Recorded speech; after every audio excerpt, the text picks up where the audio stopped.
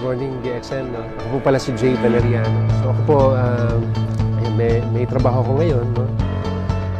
Pero sabi ko nga, naniniwala ako na panay ang dasal ko. Diba? Sabi ko nga na mabago yung buhay namin sa kahirapan. No?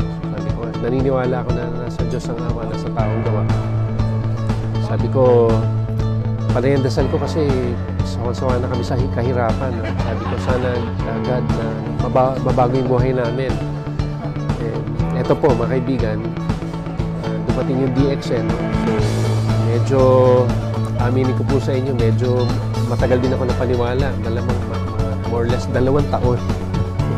Sa kakaduda-duda ko po. No? So, after 2 taon, finally, medyo kahiyaan po, nagpa-member ako dito. So, ngayon po, 1 year, halos 1 year akong user, no? User lang din. Gamit-gamit lang din.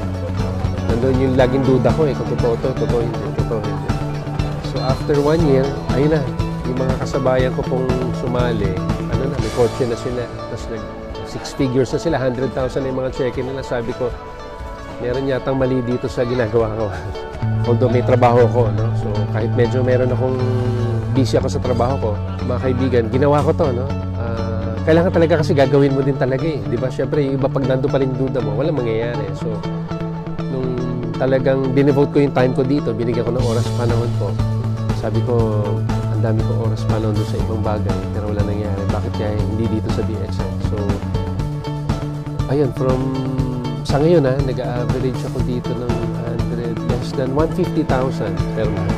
Nakakatuwa kasi kahit medyo 1 month, 2 months, 3 months na wala akong napapa-member na bago, ganun pa rin tumataas pa nga, di ba? So, naniniwala ako na ang Panginoon talaga, tatawag ka lang sa Kanya, and then, definitely, kailangan mong gawin, di ba? Hindi pwedeng, dasal lang na walang gawa, no?